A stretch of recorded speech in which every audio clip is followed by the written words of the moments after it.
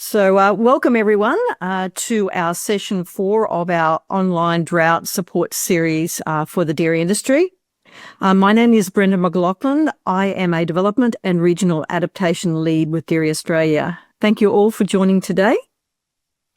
I would like to start by acknowledging the traditional custodians of the land where we all gather from today. We pay our respects to elders past and present and extend that respect to all Aboriginal and Torres Strait Islander people online with us today. These online sessions will occur every Wednesday at the same time, 12:30. They are designed to provide timely, practical support for dairy farmers navigating drought and dry season conditions.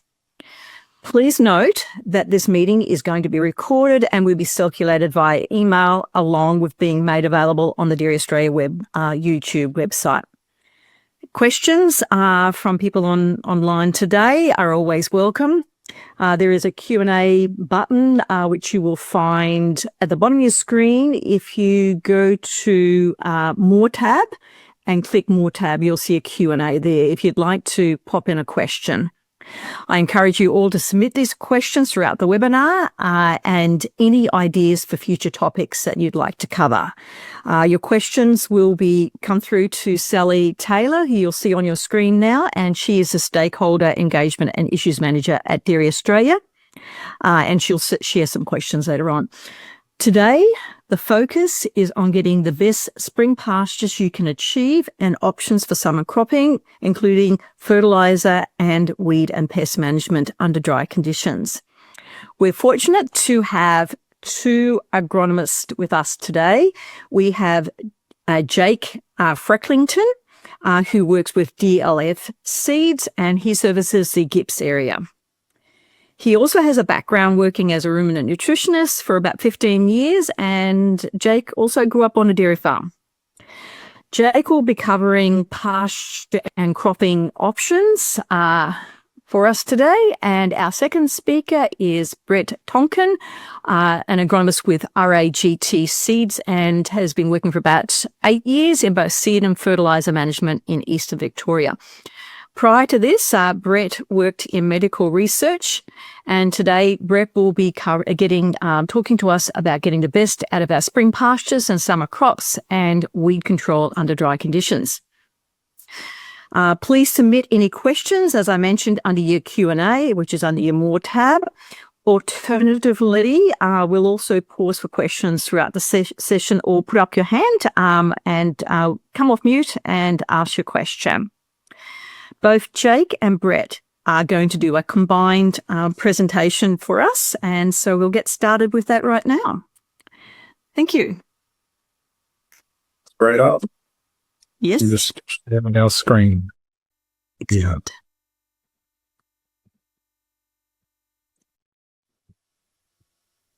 All right, can everyone see that? Yeah. Perfect. Yes, we can. All right. Yeah. Just down. One up. Or, yeah. Oh, yeah. Thanks for that. So I just wanted to go over the current situation that's affecting, I suppose, most of southern Australia, here, particularly in Gippsland and South Australia and Southwest Victoria. But pasture growth as a whole has been quite slow due to a lack of rain across, well, yeah, as I said, most of southern Australia, and now we're into cold conditions and it's started to rain. So we are seeing growth increase, but it's still being very slow. And because of that lack of rain, some paddocks still haven't yet been sown or re-sown through the autumn. New pastures have been quite slow to establish, and a lot of them have been re-sown a couple of times. They may be dead due to pasture bug pressure. So we've seen a lot of red-legged earth mite through Gippsland and Western Victoria, snails, crickets, and others are just dead due to a false break coming through and germinating those newly sown pastures, but not getting the follow-up rain that it needs to continue on. So we are seeing green drought now in some situations as well, where it has rained, pastures have started to grow, but there's just nowhere near enough feed to feed all the stock that are on farm. and that's starting to cause some animal health issues. We've seen some and heard of nitrate poisoning happening across Gippsland and Southwest Vic. So it's really important that we start to look at how we can get more feed on farm, and fibre as an industry, I think, will be hard to source. This year it is now, and it will be next year. From what we're hearing, Queensland's been wet, half of New South Wales wet, and the other half's dry. Vic's dry, South Australia's dry, so it's just going to be hard to source. So we need to actually now start to put some thought into what we are doing on farm and how we can actually grow that feed ourselves. And I guess trying to look ahead and forecast which paddocks you should be looking at to target for summer cropping. So soil testing certainly find to be the best way to identify paddocks. Sorry about that, there we go. Not only for fertility, but to get an idea of which varieties will suit each paddock for summer cropping. It's only about $200 a test, so pretty good insurance to make sure you're going to get a good return when you do put some seed in the ground. Important to also think of why you want to crop. So autumn perennial sowings or annual cropping failing. So if you need the feed, converting the fertility that's in that paddock just sitting there idle into some high yielding crops, whether it's millet, sorghum, maize, for fodder conservation, or some dual purpose varieties, of course, with millet and sorghum. Can be grazed or hay silage, and then of course you've got other things like brassicas and turnips, those types of things as well for some quick feed. And then also looking ahead to autumn, so you're looking to sow that paddock back to a perennial pasture. What weeds will be present if you're looking to do that, and that can then give you some ideas whether you go with a brassica or maybe a chicory to clean up some grass weeds. And with that knowledge of your soil test as well, seeing what nutrient deficiencies there are, and you might be able to correct that whilst you're growing your crop as well, especially if it's something easy like potassium or sulfur just being a bit deficient. Also, taking into account if you are cutting a lot of hay or silage, you're probably going to be taking a lot of potassium out in particular, but all nutrients, and we don't want to be mining those before we're going into a perennial phase again. If you're going into an annual crop again in the autumn, still really important to look at addressing any of your nutrient deficiencies, just as important for yield as they are for persistence. So, and I guess the final side of that is weed control. So we don't want weeds at the best of times, but when it is dry, it makes it even more important to have a clean paddock so that every drop of rain's going into growing a crop, and that every granular fertiliser that's being applied is also going to be there to grow a crop and not being not growing something that's not going to be able to be turned into milk or meat. So obviously access to irrigation's a massive benefit through summer, and if you do have irrigation, perhaps spring sowing a perennial may also be an option. But again, start with the soil test. You're going to have a much better idea of not only which paddocks are going to be suitable, but choose your varieties and be able to forecast ahead to autumn if you are looking to sow more paddocks down to a perennial. We'll just touch on a couple of nutrients. So I'm sure we're all well aware that phosphorus is pretty important, especially for persistence of long-term pastures, but super important for short-term crops too. Its main two functions are energy production and root development, so they're obviously translated being important for anything we're looking to grow. Available phosphorus levels, so in Victoria we mostly use the Olsen P reading, and that's strongly correlated with farm profitability. DPI a long time ago did a lot of work to show that if you've got an average Olsen P of, I think it was 12 or above, you'll generally be profitable, and lower than 12 makes it hard to be profitable. So it's just such an important marker to get a gauge of where your overall nutrition's at. Roots rely on phosphorus, so the more phosphorus available to germination, you'll get a quicker germination and establishment of your crop. You'll get a larger root system. That'll in turn generate a better water use efficiency and a better nutrient use efficiency. So phosphorus also plays a key role in energy metabolism, and that then correlates to more energy in your feed and therefore better animal performance. So although when times are pretty tough, and especially when we're bleeding a lot of money into bringing in hay and bringing in other supplementary feed, fertilising at sowing can be seen as just another cost, but incredibly important. It's not just those first couple of weeks of getting that crop up. It's for the lifetime of that crop or the first maybe 6 months of a perennial pasture that phosphorus is going to play a really critical role. So if cash flow is a problem when you're thinking about those fertiliser decisions, definitely do that soil test and it'll determine, maybe you can get away with 60 kilos of DAP compared to 100, or you might be able to reduce your potassium inputs down the track. And that's far cheaper than having a crop fail because fertility isn't known, or you've maybe selected the wrong cultivar for that particular paddock. Potassium, another one of our macronutrients, really important in pretty much any time that the plant's stressed. So dry, windy conditions certainly tick that box. Two of its roles are conserving water and driving increased yield, especially in spring. So potassium is essential for stomata function. So that's how the plant conserves water at the leaf. It pumps potassium into the cells, which reduces how much water is lost. So the hotter and the windier the conditions are, the harder the stomata are going to work, and K usage will increase. So it's important to understand that when you are maybe locking a paddock up for hail silage production, if it has been especially windy or dry conditions, you're probably going to need to put a bit more potash out than you expect. And potassium also plays a lot of other roles within the plant that help for other stresses such as frost and just overall, droughts or even fighting pest or disease. So ensuring that we're estimating how much potassium has been removed can be a really good way to make sure that you're not going to get a deficiency later in the year. And also, if you're looking ahead again to sowing a perennial pasture, which is obviously the most expensive part of any renovation, you might be spending upwards of $12, $15 a kilo for seed. So to get that investment, make sure in the spring and in the any summer crop rotation, you're not mining any fertility that's there. Plenty of other elements to worry about as well. So sulfur, important for protein synthesis and milk quality. There's a few amino acids in milk, such as methionine, that need sulfur to be produced correctly. We know calcium is very important, and that balance between calcium and magnesium is a really important one for soil structure. So if we're talking about aeration, water holding capacity, some of these terms that are super important to make sure that we get the most out of every mil of rainfall or every meg of irrigation, having your calcium-magnesium ratio in balance is super important.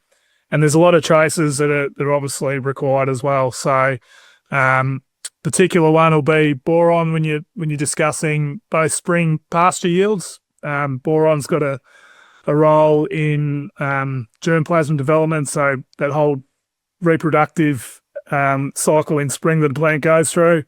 Boron's super important for that, super important for sap pressure as well. The brassicas do need it as well. If you're looking at something like turnips, you can get a pretty dramatic drop in yield if boron is lacking. And if we're starting to think around things like lucerne and some high clover content pastures where maybe we're not applying urea and we're looking to get enough nitrogen out of our legume content, then obviously that's when traces have a major role to play as well. So not just summer cropping, of course, we're talking about spring as well, and the balance of all elements are going to be super important. I'll focus more on phosphorus and potassium as, I guess, our two drivers, but just important to remember that deficiency in any of these elements can still lead to quite a dramatic drop in yield. So the main takeaway messages from this aspect is soil fertility is the main key in driving yield, especially important in a drought year. Phosphorus is super important for establishing your root structure to get a higher water use and nutrient use efficiency. And in drier, windier conditions, potassium's got an even more important role to play than in your good years. pH will always be the major regulator of this. So, make sure that you're starting off with the soil test to know where you're at. So you're going to get a better return on your fertiliser and your seed dollars, and ensure that the service provider that you're dealing with is actually qualified to give that advice on fertilisers. Thanks, Jake. Yeah, so I guess leading on from that, we've been out, we've done our soil testing and we've identified those paddocks. It's now, what do we do with those paddocks? So what decisions do we need to make? So it's what's most important for your business. Is it growing feed right now to feed cows? Is it growing feed that you need to conserve for later? How much feed do you need? What suits the system? Because not everything that you can grow from now on actually suits every dairy farming system. And what happens if we do get a dry spring? So there are options of feed for now. There's still opportunities to sow Italian ryegrass and or a cereal in with that. You could, if you really wanted to, put an annual in, but it will be getting close to running it straight up to seed head. There's still options with rye corn if you can source it. It's a very quick feed. You'll be grazing that in 4 to 6 weeks. I would be recommending sticking in some Italian or something underneath that for your crop, your hay crop or silage crop later on as well. But the key with rye corn, if you do go down that path, is you've got to graze it essentially like you would an annual ryegrass. So make sure you're not letting it go too long, or you'll graze out the growing node. And once you do that, like any cereal, it'll be gone. So there's still plenty of options to plan now if you really need to chase some feed. As well as there's some options that you can plan in probably 6 weeks' time to help grow that feed for later on. But essentially, it's what's the purpose? Does it need to serve? Is it for grazing? Is it something you want to grow to conserve fodder to replace those fodder stores that you've just got through? Or is it for both? Again, not everything suits those purposes. So if you need to grow some feed for later, chicories are a good option, very drought tolerant. You want to be starting to think about what paddocks to put chicory in sooner rather than later.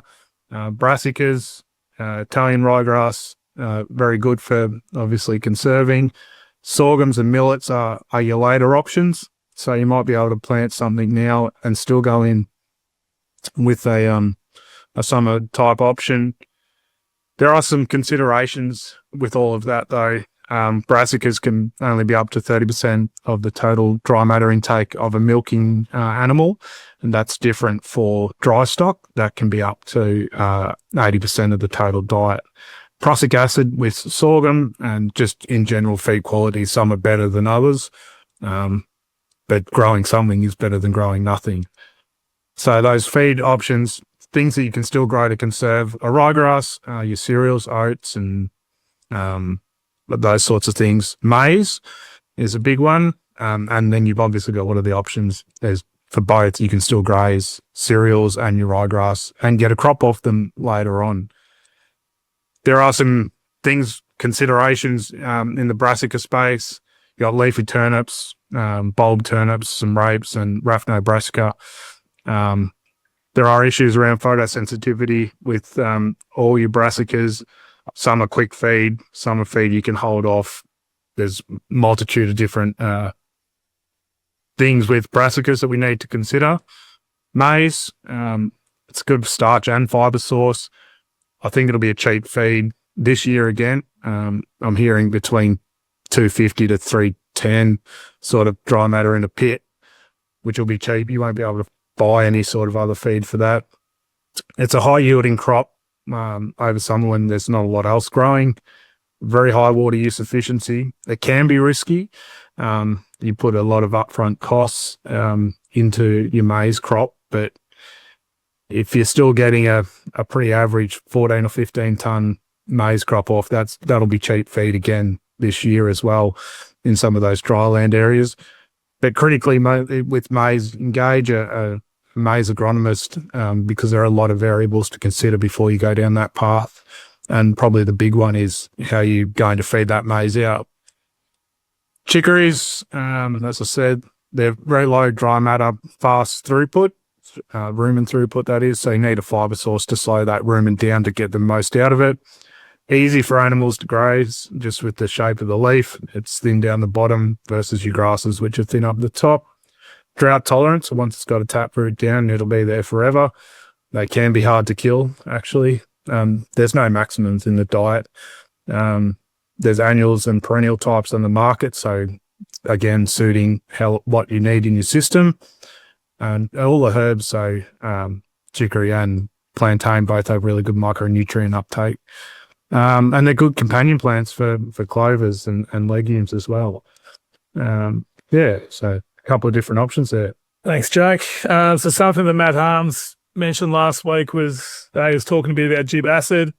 We just want to reiterate that it's a great tool to help boost yields in winter, but certainly not something to look at using throughout the warmer months. So gibberellins are hormones that are naturally produced by the plant, sort of like a photosensitive hormone. So as the days are getting longer in spring and summer, the plant's naturally producing a lot of gib acid by itself. So certainly no requirement to use gib acid through spring and summer. And in fact, you'll probably be bringing forward your reproductive date for any of those crops. So to get the most out of them, certainly stay away from gib in the warmer months.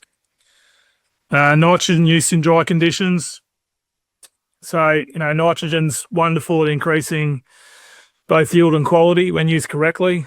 As dairy farmers, of course, we're generally using a lot more than most other industries, and it's because we rely so much on homegrown feed. Moisture is essential. Microbial activity is what drives nitrogen availability to the plant. So we need moisture not just to work the nitrogen into the soil, but to allow the microbes to feed on those nitrogen sources as well. But that base fertility that I was talking about before, in particular phosphorus, will have a huge bearing on the yield response to nitrogen. So in the peak of spring, we might be hoping to get maybe a 10-to-1 response where we put on 100 kilos of urea and hopefully grow a ton of additional feed.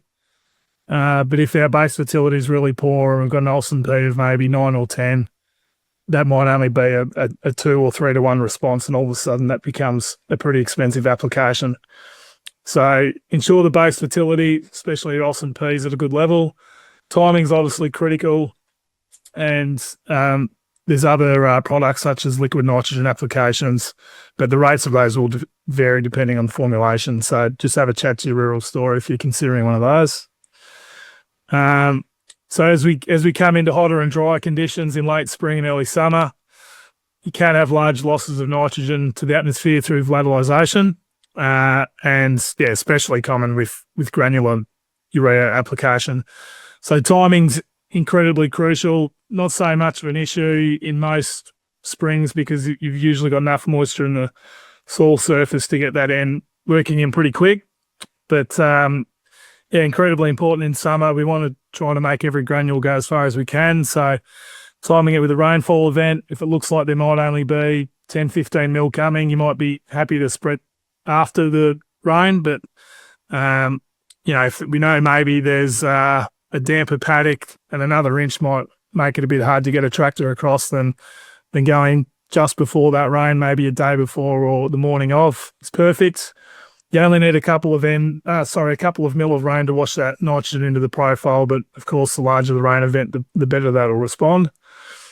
And another important aspect with moisture is that plants that are moisture stressed are more likely to accumulate nitrates. So Jake spoke earlier around that nitrate poisoning that we've seen quite a bit in late autumn, going on to paddocks that probably weren't quite ready for that first grazing. So anything that's stressed is going to have a high nitrate level as well. So just consider what the conditions have been like before you do introduce stock onto anything that's had nitrogen. The general rule of thumb is a 21-day withhold for anything that's had more than 30 kilos of nitrogen applied per hectare. Be particularly careful with your C4 grasses that you'll be grazing and silage, so millet and sorghum in particular. Not really an issue with maize because you're harvesting so long after the plant has utilised nitrogen, but definitely something to keep in mind, especially if you had overcast conditions. So especially if we get some east coast lows or some stormy summer weather, if there's been consistent overcast days in a row, it's just something to keep an eye out for. So what drives nitrogen use efficiency?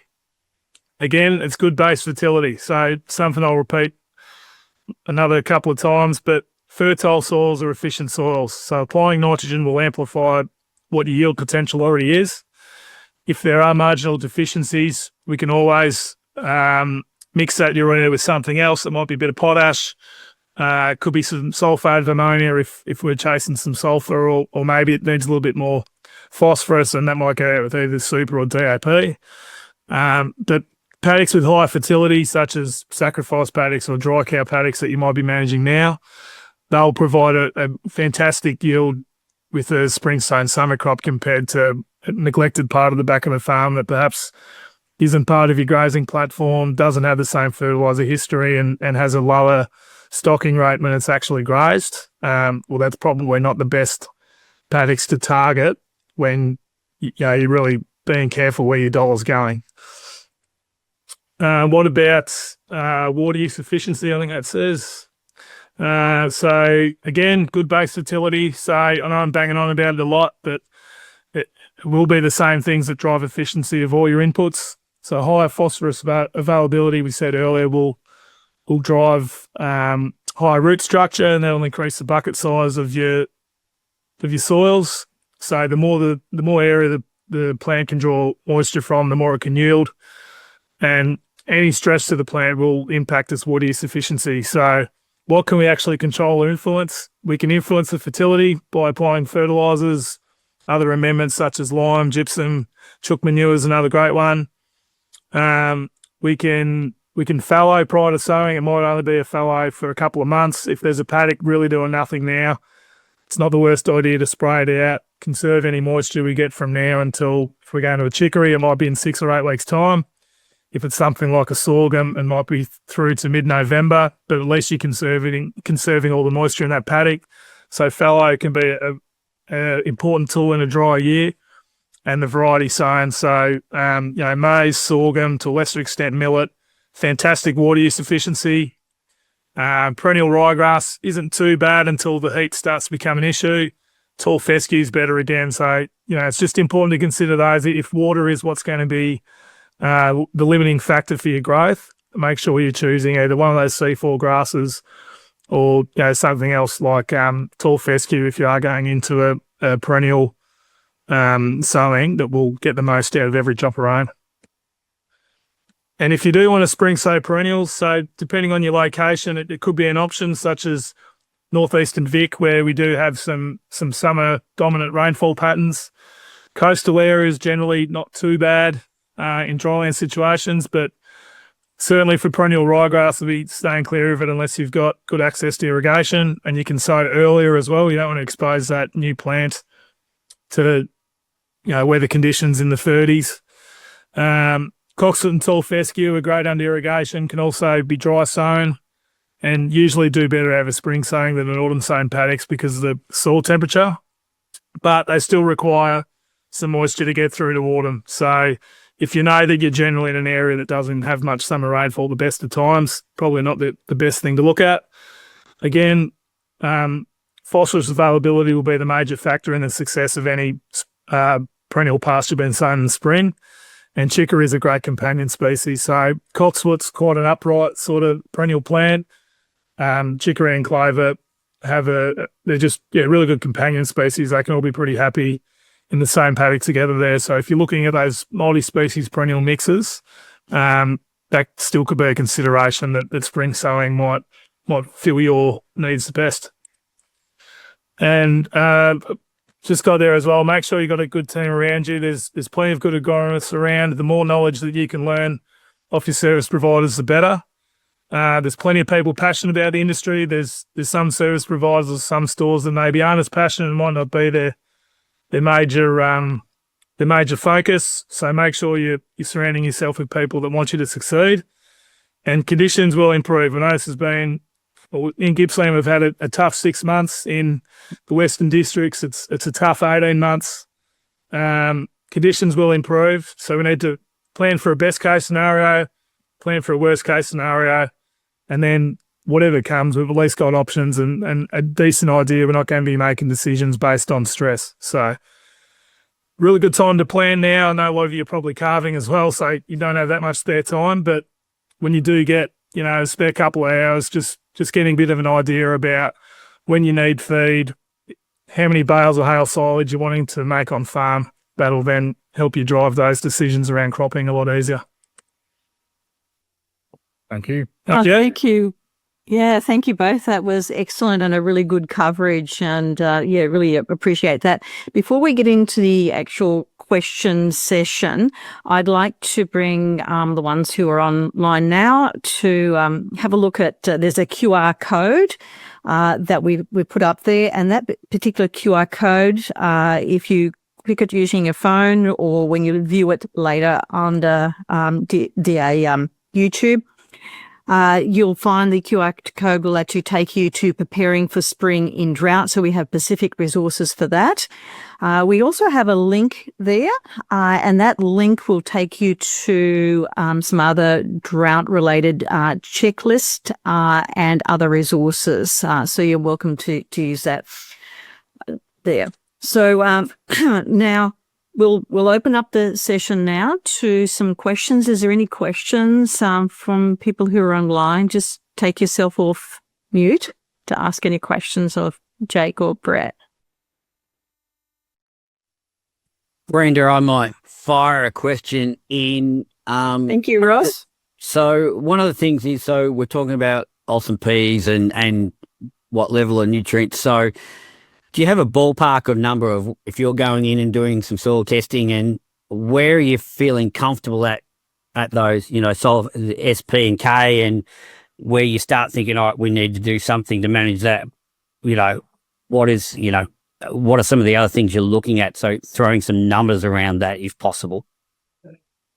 Yeah, no worries, Ross. So pH,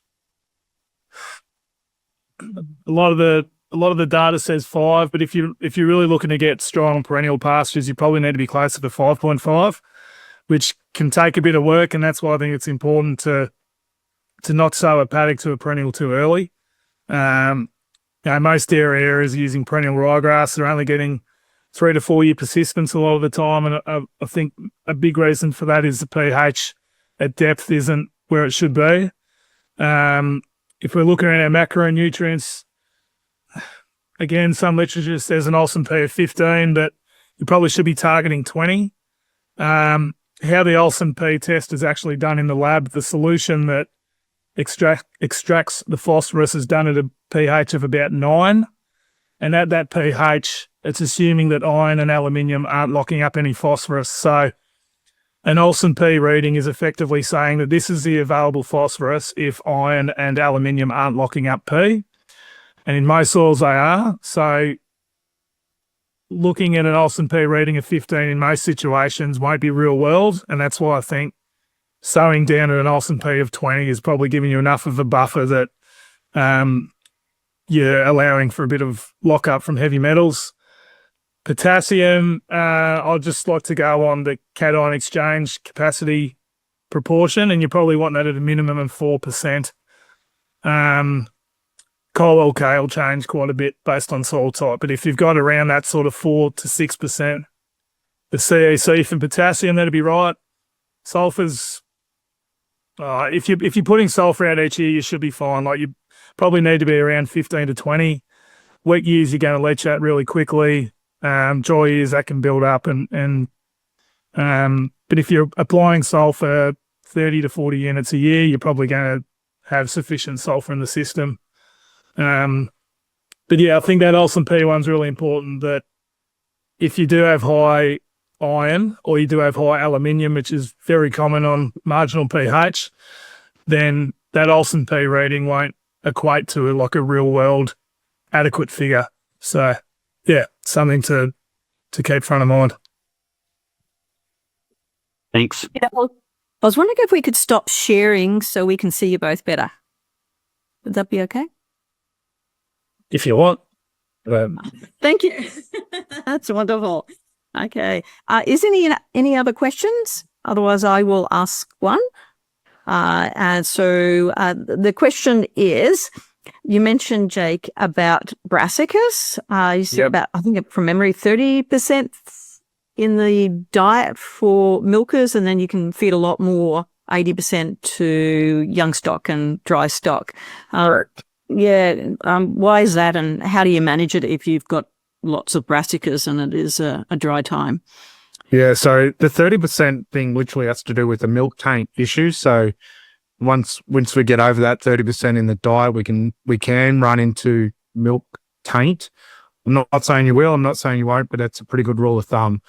If you've got brassica milk taint, milk companies won't pick up the milk. So it's an expensive thing to find out the hard way. In terms of knowing what that 30% is, you need to know the size of your cows, how much they're eating, what your target dry matter intake is, and those sorts of things. So you probably need to be engaging with someone who understands that, and if you can't work it out yourself, to get that information. The 80% in cattle, that's essentially beef cows, but your dry stock, then those cows just get sick, and you need to feed a fibre source. So you can push that 80% as long as you've got access to a fibre source in that paddock. And the other key thing, I suppose, which I didn't mention earlier, Brenda, with brassicas is we don't ever just open the gate and let them in. We've always got to make sure we're introducing that brassica into the diet nice and slowly, allow the rumen to adapt so that we're getting the most out of that as well. So I think that answers the question. Yeah. How long would you allow for that to happen? I mean, how many days? Does the adjustment? Yes.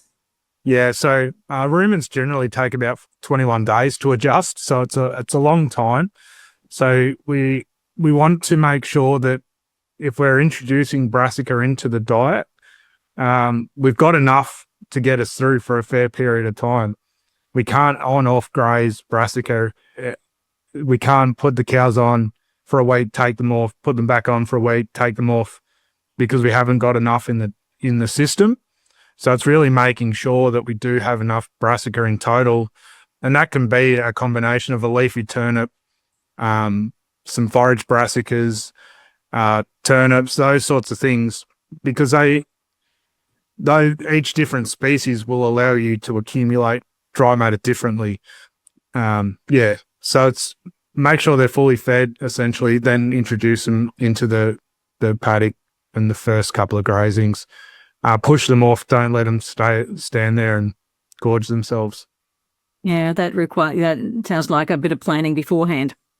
Yes, and then the first couple of feeds are always a trap, because the water trough's never at the gateway. It's always, a quarter of the way down the paddock, and you've got to have access to water in those brassicas. So the first couple of strips can always be a bit bigger than expected.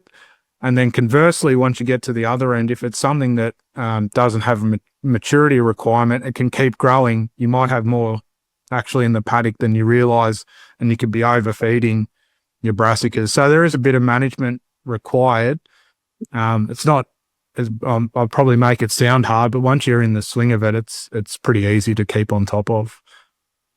Still on the health issue, I might just go over to Brett on this one. With what sort of other health issues? You mentioned sorghum,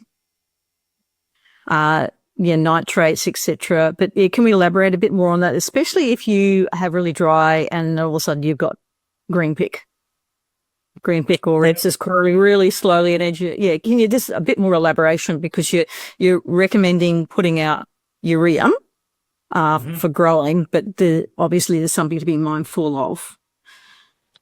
Yeah, so sorghum, again, is one that there's a couple different things to consider when managing. So you might have heard of prussic acid issues as well. So prussic acid is a cyanide-containing compound, and is more available to the animal when the plant is stressed. So a lot of overcast days will generally increase prussic acid, but it's during that initial establishment and growing phase when the concentrations of prussic acid are at their highest. So generally you wouldn't be wanting to graze sorghum, definitely not below 60 centimetres, probably not below 80 centimetres in height, whether you're cutting or grazing. You shouldn't have any issues then.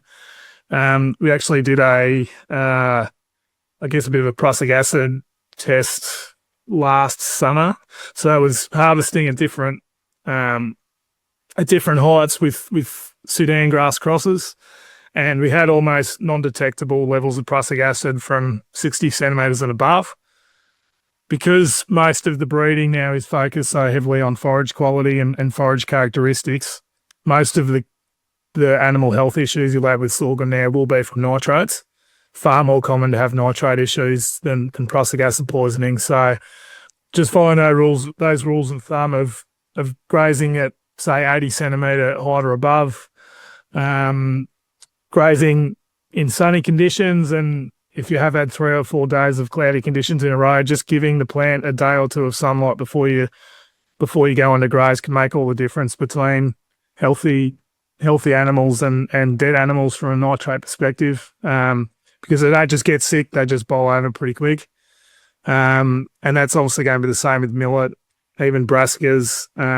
Nitrates can be an issue when we can get some of those stormy conditions in early summer. So, introducing animals onto any sort of crop, just try to do it if you've got a window where there are a couple of sunny days.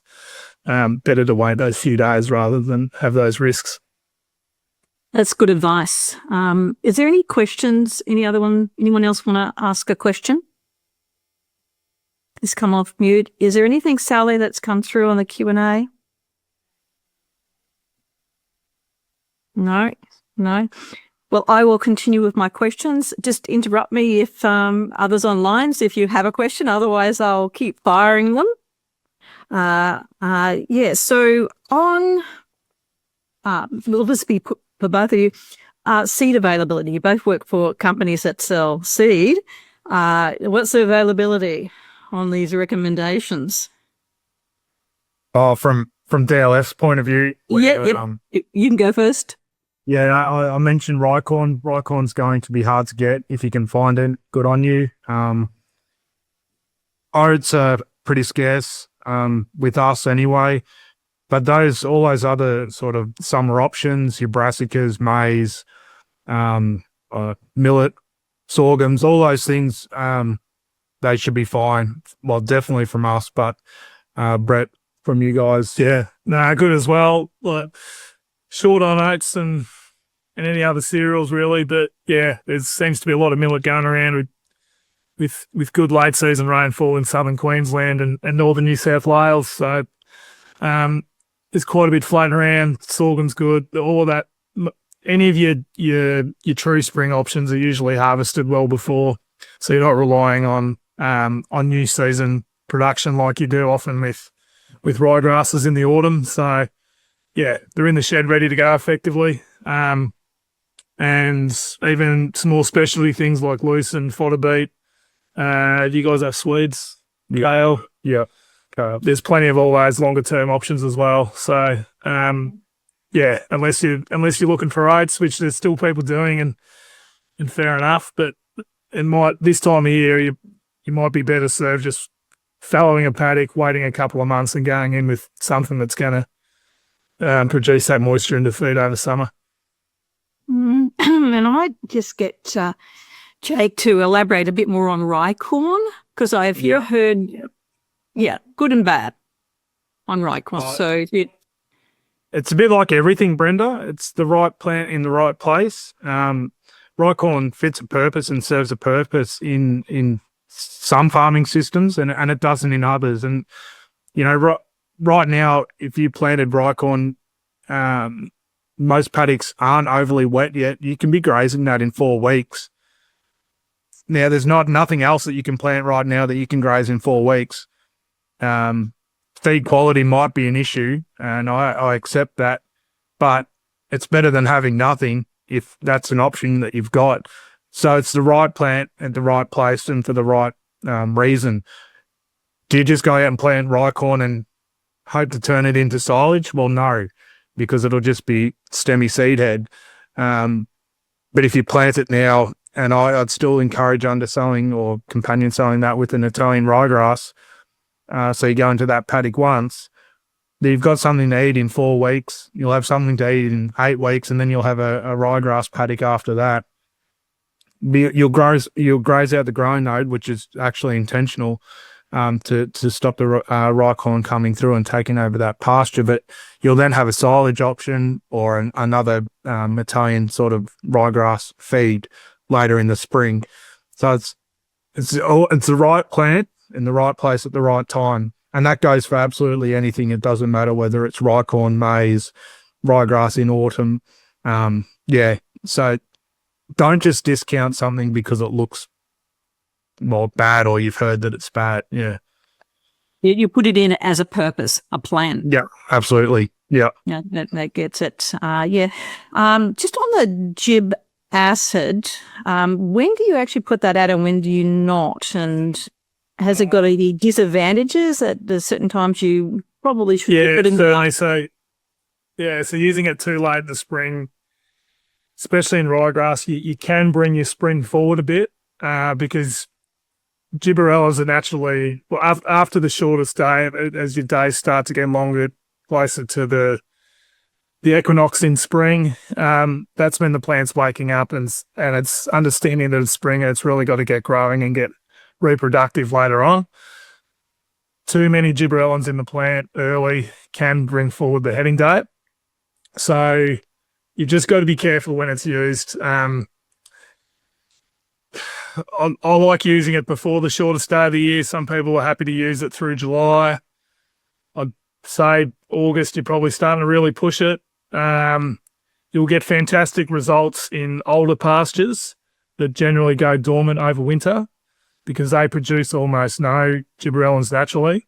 Some of your newer varieties like Base, Forefront, Hustle, some of those newer varieties that do have a level of winter production, they naturally produce some gibberellins through winter.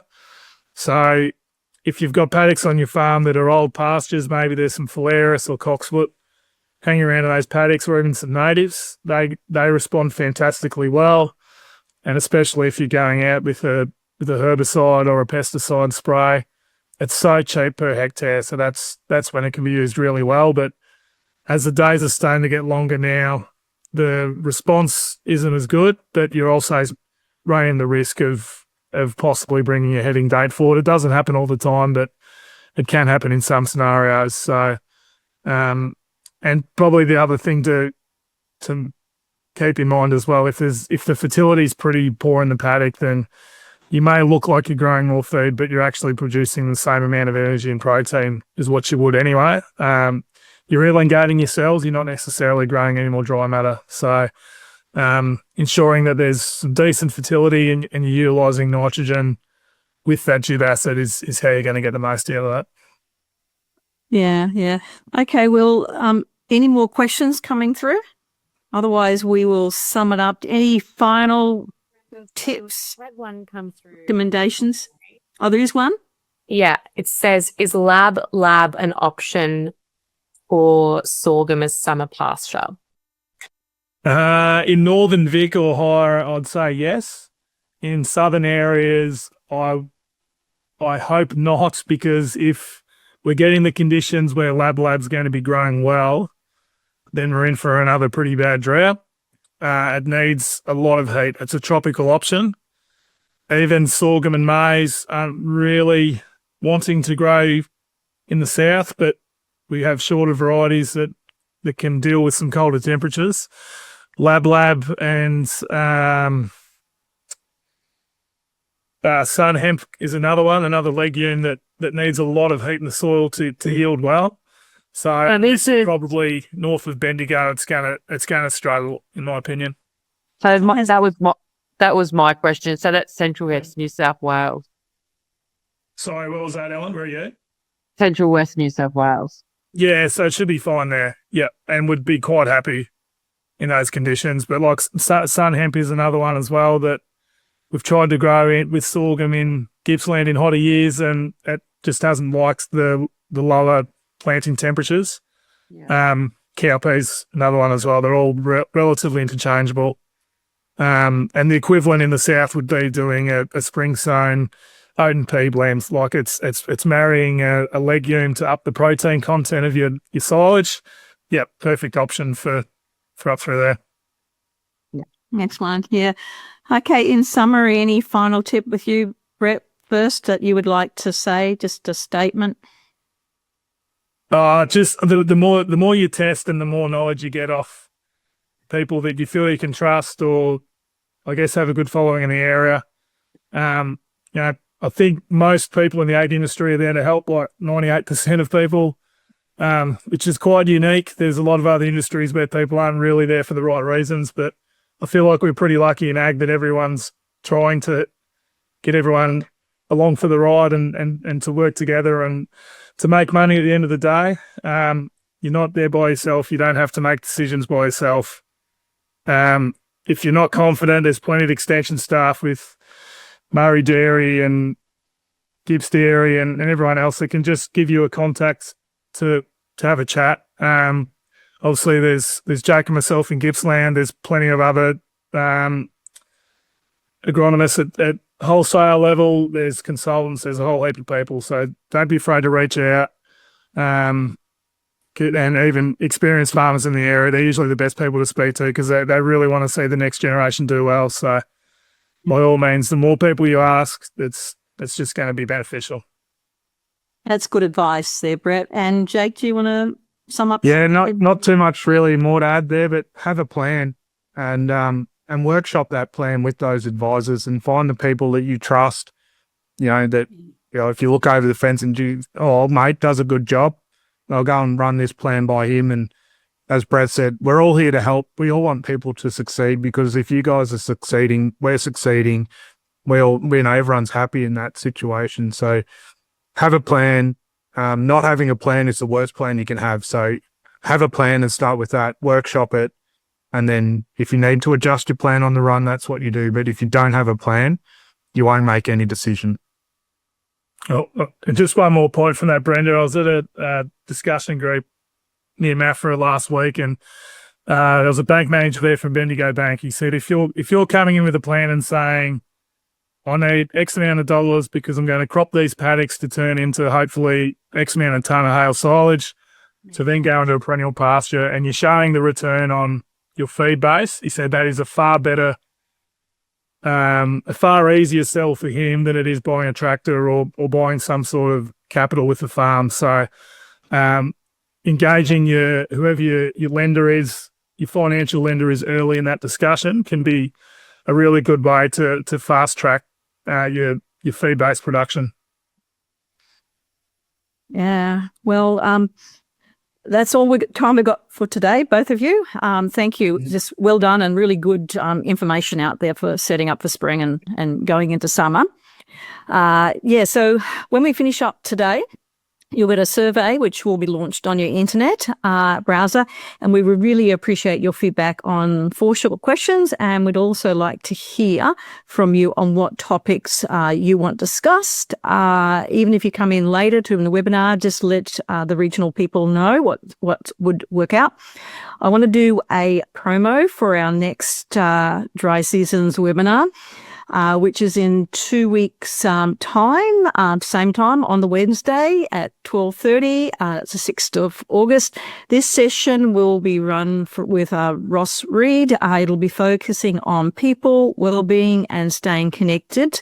The speaker will be Anne-Marie Byrne, who is a wellness specialist from the Rural Financial Counselling Service in West Vic, and I'll also have a speaker from Beyond Blue. Lastly, just a reminder that this session has been recorded and you'll get a link to it that'll come through for the DA website. So we'll sum up and thank you both, Brett and Jake, for taking time out of your schedules to give back to the farmers. We really appreciate it very much. So take care, and we look forward to seeing you and others in 2 weeks' time in our next session. Thank you. Thank you. Thanks, everyone. Bye, everyone. Bye, everyone.